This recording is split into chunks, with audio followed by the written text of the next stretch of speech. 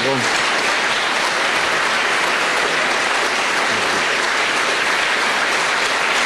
Welcome. Thanks so much, everybody.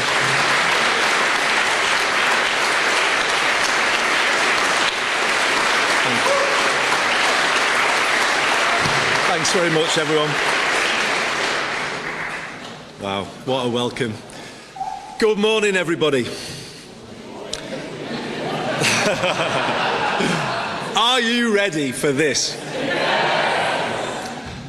I'm sounding like I used to sound when I used to DJ across this great city, and I'm probably doing that because I'm missing it so much. I'm missing all of you. I am missing all of you, missing this place, the people. You were just brilliant to me in my 9 years as mayor. I could not have asked for better backing. You were there at my back all the way through, and I will never forget what this place did for me. It's been such a wrench to leave that I've had to get special permission from what people in Westminster call my Manchester clothes. I've had to get special permission to wear them this morning. Sorry, Kemi, about that. However, I have bowed to public pressure on one front. I have bought some new running shorts.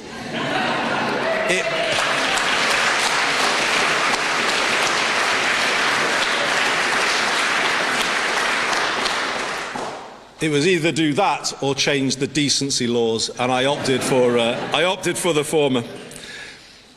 But I can't tell you how glad it makes me that we meet at this big moment in one of my favourite places on earth, the People's History Museum. It holds real significance for me, and it's not just because one of my old coats is in a glass case upstairs. And can you believe it, comes off second best alongside Michael Foot's infamous donkey jacket. It's because these galleries tell the story of our country better than anywhere else. How through time it has not been run in the interests of the many. And how ordinary people have fought to change that status quo and make it fairer. Today, we must take inspiration from that history and get ready to repeat it. The time has come to build the broadest possible coalition of people to lift Britain back up to where we all want it to be. What hope can we have that it will be different this time? That's the question I would be asking if I was a voter right now. It's the one I want to answer as clearly as I can today, and in doing so, give the new direction the country is looking for. After 10 years of political turbulence since Brexit, and 20 years of falling living standards since the 2008 financial crash, Westminster hasn't been working for people, and it hasn't been working for a very long time. In fact, it is broken. And as a result, the country isn't where it should be. It is stuck in a rut, and clearly we can't go on like this. My generation of politicians, including me, must take responsibility. We haven't been good enough. But instead of being honest about that, the parties have continued with politics as usual, finger-pointing, point-scoring. Now, that might matter less in a world where people's lives are getting better, but when they are not, it is dangerous and destructive of what remains of public trust in politics. We cannot go through another decade like the one we have just had.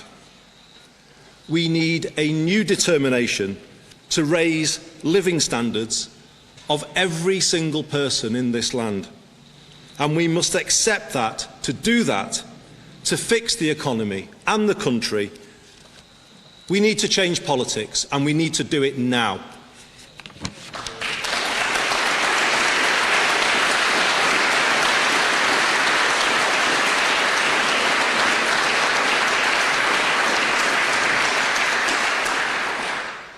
So let me state my clear intention as I put myself forward. True to the motto of this city, I am going to do things differently. I am going to break with the more of the same approach that has got us here. I am going to give Britain the circuit breaker it needs. By building a more collaborative politics in Westminster, by taking power out of the centre and putting it in the hands of the people and places who can use it best. And in so doing, creating a new sense of agency, possibility and hope flowing around the country. We will make politics work for you and the place where you live. I know it can be done because we have done it here. When I started as Mayor in 2017, we set about building a new approach, a new politics based on the exact opposite of the Westminster approach. Place first, not party first. Problem solving, not point scoring. Long term, not short term. A decade on, it's incredible how much we've been able to achieve by working together instead of fighting against one another. The Greater Manchester Way is based on strong partnership between all sectors, public, private, community, voluntary, academic, faith, and our trade unions. We ask everyone to face the same way and then pull in that same direction together. Let me give you an example. When we realised the last Conservative government had done something significant by introducing 45-day work placements for young people linked to T-levels, we set ourselves the mission of finding one for every young person who wanted one. Over the course of last year, we rang round our businesses in the city region and with the help of hundreds of companies delivered our goal of 1,000 extra work placements. That's 1,000 extra young lives changed every year, and it shows what a place can do when it works as one.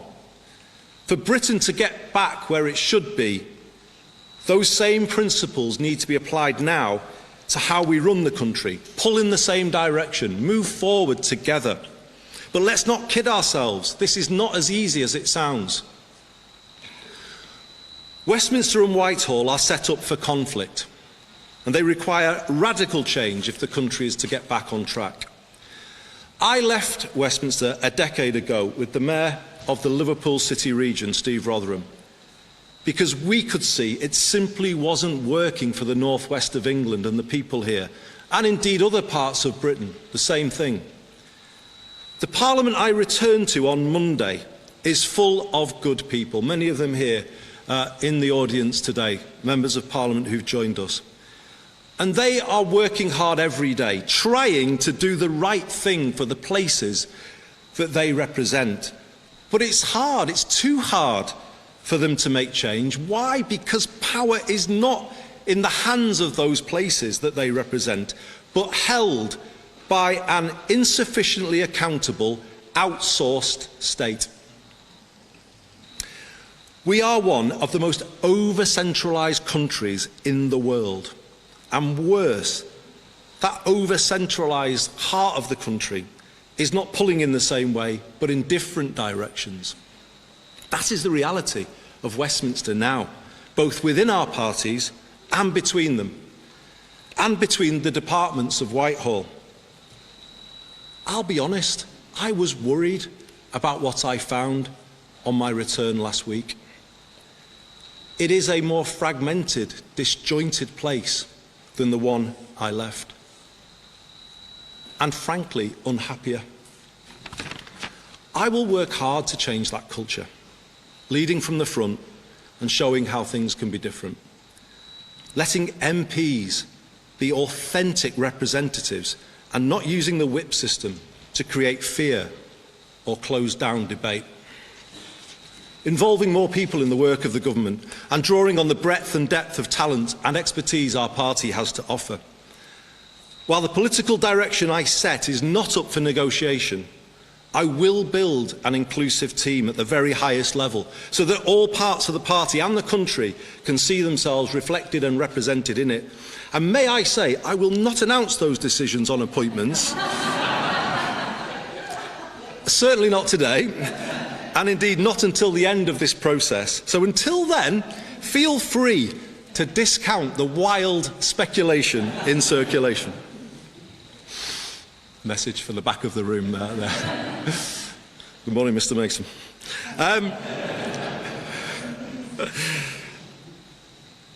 I will reach out to other political parties to find as much common ground as we can and build that more collaborative approach I spoke about a moment ago.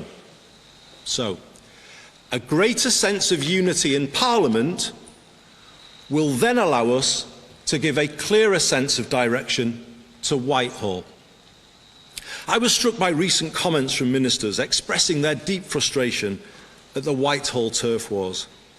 Like Parliament, the civil service is full of good people trying to do the right thing, but they are held back by the structure and culture in which they have to work.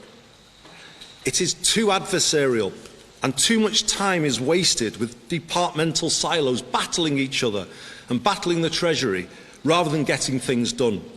How can the country pull in the same direction when that is the reality at the very top? And as mayors, I'm sure I speak for the front row here, as mayors we have felt similar frustration over the years when those same departments constantly push back against our legitimate requests to improve our places by devolving a fraction of the power and resources they hold. The truth is this: the country spends too much time arguing and not enough time doing. I'm not sure this Whitehall culture could ever be justified. It wasn't justified when I was a minister almost 20 years ago, but it certainly can't be justified now. The stark imbalance in resources between national government and local government is holding back growth. If councils can't fix potholes, what chance do they have of bringing forward major regeneration schemes to get growth going? While national government has got bigger, particularly since the pandemic, local government is threadbare and without the resources to fulfil even statutory responsibilities. This is not just bad for councils and the areas they serve, it is bad for everywhere. It is bad for London and the South East. The whole country suffers when the regions and nations are not meeting their potential, and Londoners are left with an overheated economy and an overcrowded housing market. It is actually bad for national government too, because we will never get the growth up to the level Britain needs unless every single postcode in the land is set up to contribute to it. This country hasn't thought in that way before, but with the Makerfield test at the heart of decision making, it will do from now on. To make it happen, we will bring about the biggest rebalancing of power our country has seen. It is time for Whitehall to accept that growth cannot be ordered from the top down. Instead, it can only be nurtured from the bottom up. It comes from having the power at ground level to make a real difference, from a clear shared vision that everyone can understand and investors can back. It comes from running sound finances, as we have done here in Greater Manchester, which in turn gives businesses the stability and the confidence to invest, increasing their productivity and adoption of new technology.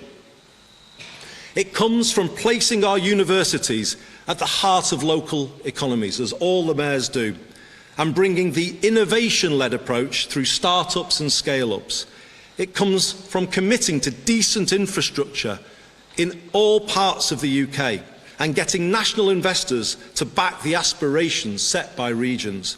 It comes from giving people the security of a good home and good employment so that they can be as productive as possible, from good mobility and an ability to afford the basics. And it comes from not leaving everything to the market, but public intervention where necessary to set higher ambitions for towns, as we did in Stockport, and kickstart the process of change. This is Manchesterism.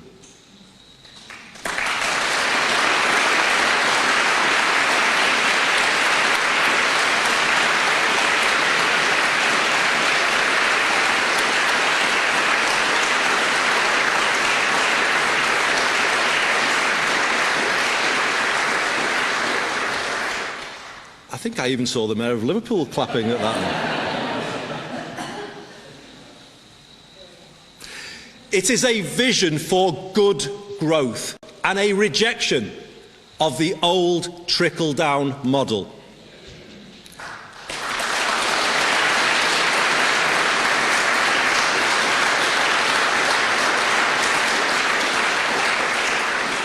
And like the ideas this museum celebrates, which grew here and changed the country, so all parts of the UK should now be given the chance to develop their own version of the same, focusing on the things that matter most to them. Good growth in every British postcode. What a sea change that would be in the way UK government thinks about our own country. Places no longer forgotten or written off, as they have been in the past, but supported to make the best of their assets, seeing the positives in all places. And there are positives in all places, in all postcodes across this United Kingdom. Let's always remember that.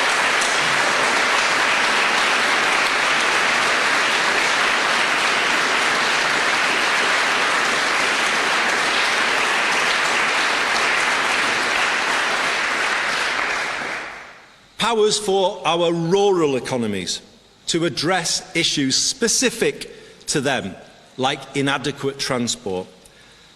Powers for areas undergoing industrial transition, like Port Talbot, Scunthorpe and Aberdeen. Powers for our proud coastal towns to reimagine themselves for the 21st century. And yes, more powers for London too, over education and housing, so that London can do more for itself and remain the world's greatest capital city. And you heard that here from Manchester.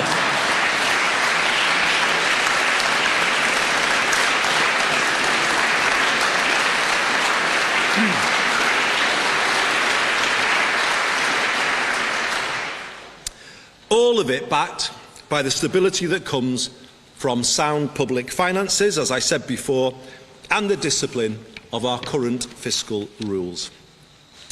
I hope people can begin to feel, hopefully you can, some of the excitement that comes with the change that I'm setting out today. It promises a new era of possibility for Britain, possibility in places that haven't felt it for a very long time. And I know, because I heard that from people on doorsteps in the by-election. But let's give them that feeling, that ability to hope, to aspire to better. The change will be the biggest change in our lifetimes to the way the country is run, and it is consistent with the 2024 manifesto. We will create a more streamlined state with a clearer purpose to power up all parts of the country and put a laser-like focus on growth and regeneration, good growth. The change will be driven through the Prime Minister's office in an extended operation based here in Manchester.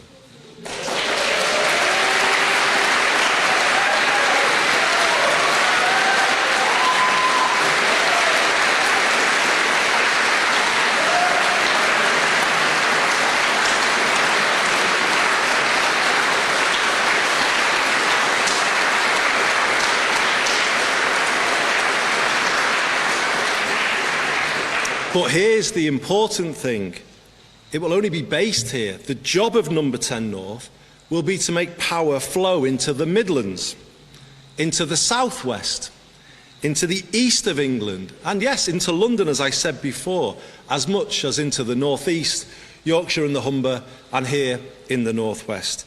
It will be about offering new opportunities to extend devolution in Scotland, Wales and Northern Ireland by taking power deeper down. The people of Dundee and Bangor feel just as distant from Holyrood and the Senedd as they do from Westminster. Now get this. Number 10 North will be the nerve centre of a rewired Britain.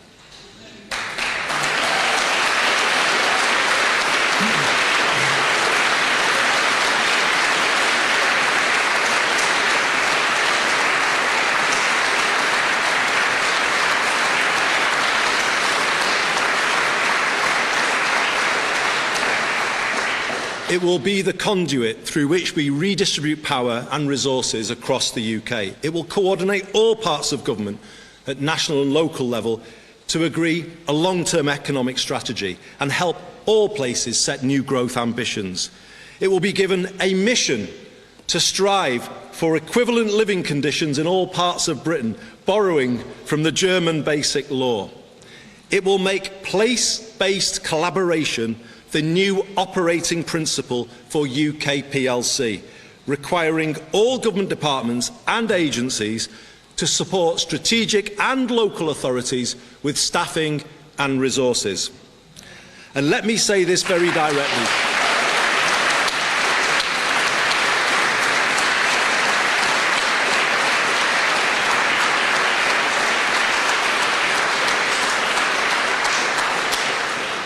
And let me say this very directly. The days of Whitehall fighting the devolution power into the regions and nations are over, for good.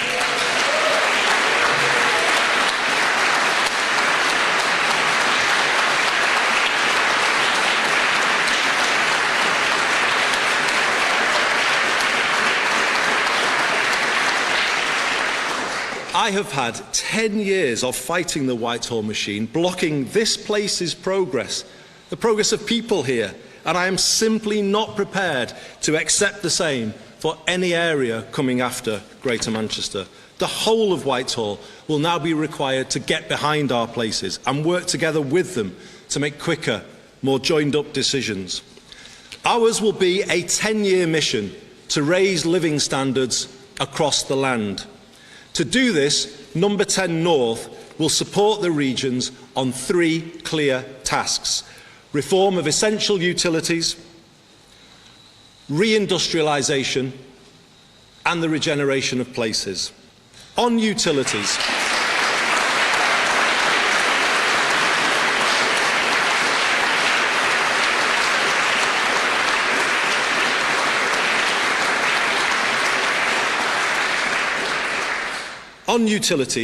we will ensure all parts of the UK are able to take greater public control of essential services like water, housing, energy and transport, learning from the model that has transformed our bus networks here in Greater Manchester. We will set out 10-year plans to bring down the cost of these essentials to individuals, families and businesses. On reindustrialisation, we will support every region to set clear and credible industrial ambitions and provide the support to achieve them, encouraging more cross-UK partnership between places with complementary industrial clusters, as Cambridge and Manchester have done on life sciences. We will consolidate public and private investment at a place-based level and help all areas establish good growth funds, as we have done here in Greater Manchester. We are such an inventive country, and going forward we can be the world's leading innovation nation. This is the key to higher growth, and I want more world-beating British manufacturers and service providers at the frontier of new technology and exporting to the world. I will back our scientists, technologists, entrepreneurs and creatives, as I have done here, and show how Britain will be the innovation nation of the next decade. We will get better at capturing full value from their ideas for UK PLC by changing the culture in Whitehall when it comes to backing British industry.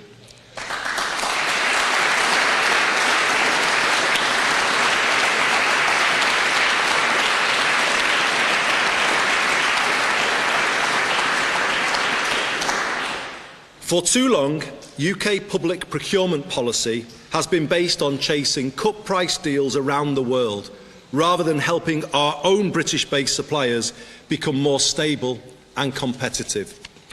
No more. From here on, every pound raised from taxpayers will work harder for them, and that approach will apply fully to the Defence Investment Plan. We will make sure that all eligible public contracts are subject to proper social value weighting.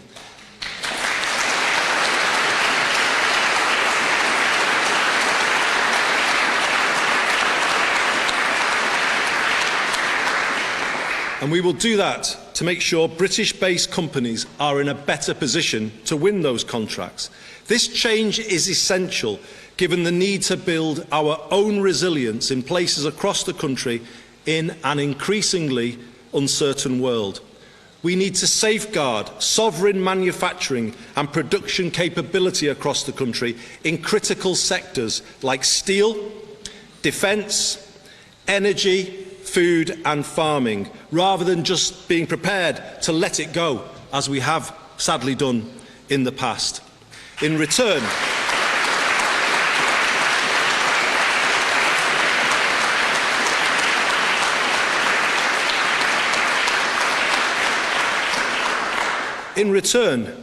we will recycle maximum benefits for our communities and our residents. For instance, by requiring a much greater supply of 45-day work placements and apprenticeships for young people.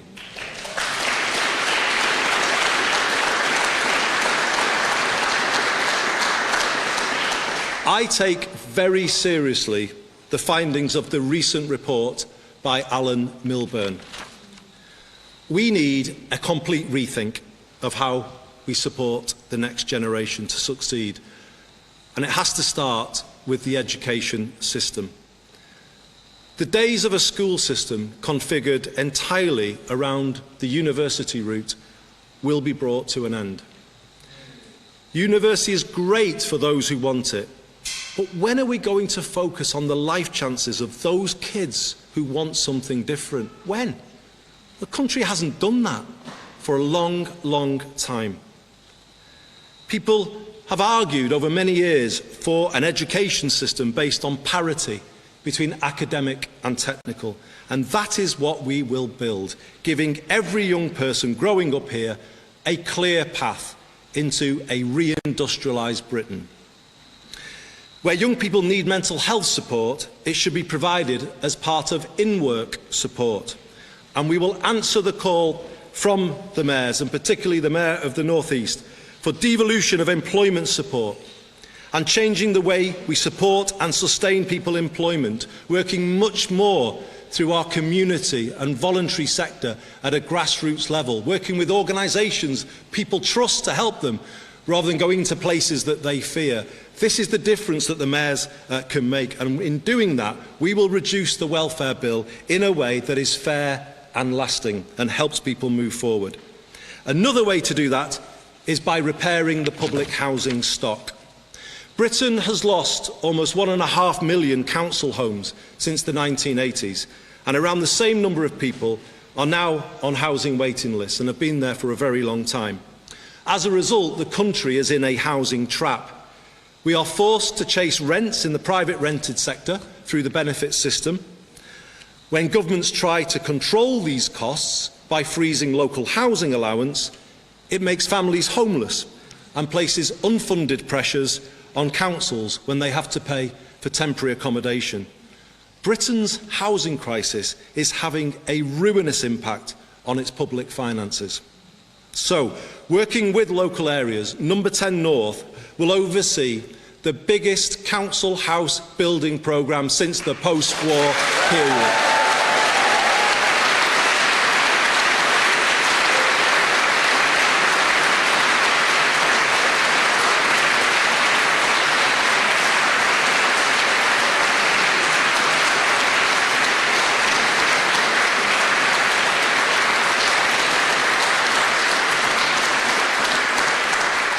We will use public land, vacant public land, to reduce costs. Let me just take you back to when I grew up here in the 1970s, and Steve Rotherham and I have written about this in a certain book. But when we were growing up here, amongst the friends we had at school, there were two things that were the foundations of working class aspiration. A council home, a secure home that was the foundation for everything, and then good technical education. And those things have been taken away in the decades since. So no wonder so many young people struggle to make it work and then don't make it work. Don't blame them. Blame ourselves. We haven't been giving people this stability, this ability to get on in life.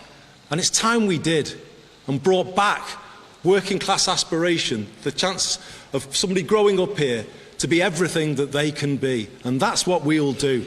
And also make this a city where no one has to leave to get on in life, or any of the other cities represented here today. That's what this new era is going to be all about. A sense of hope, of possibility, that things are achievable that you might not have thought were before. And having this focus on council homes again and building them in all parts of the country, it will represent a decisive shift to a more preventative, productive state, adopting a national housing first philosophy, as has been pioneered so successfully in Finland. If you don't give people a good home, what chance have they got of having a good life? What chance of making the health service sustainable if people are not living in good accommodation or getting a good education for kids? Everything starts with a good home, and this country finally has to put that at the top of its priority list.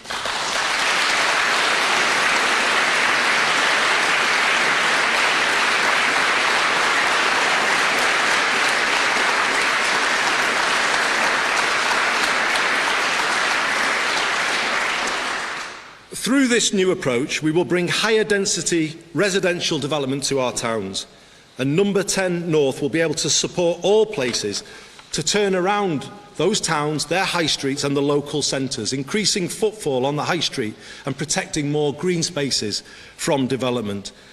To reinforce that, we will reform business rates to support pubs and high street businesses, businesses that bring social benefits to communities. And let me finish by saying this. Rather than being a marker of decline, shouldn't we make our high streets the new symbol of Britain's renaissance?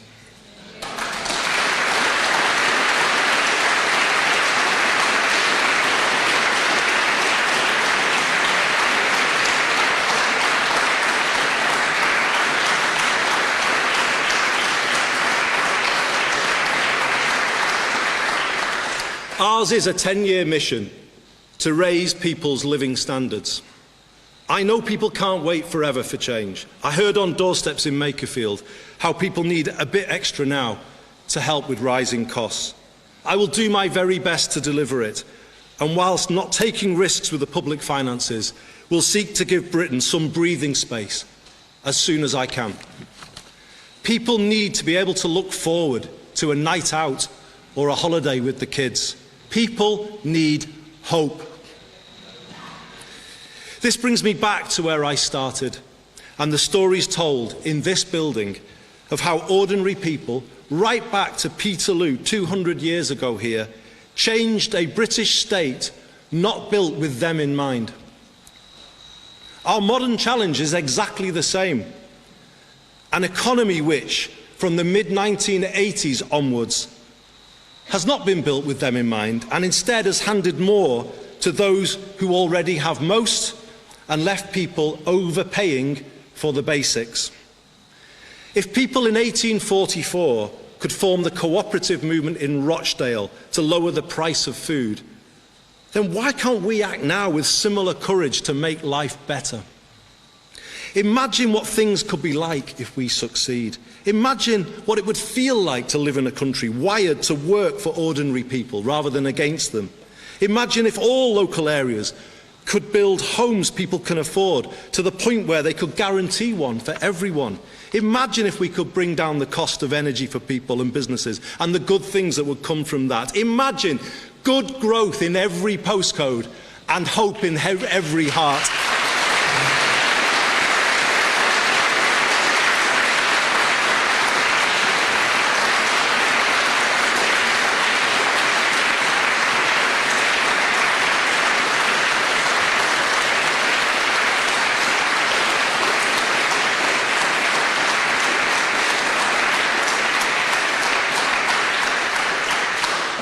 I'll say it again.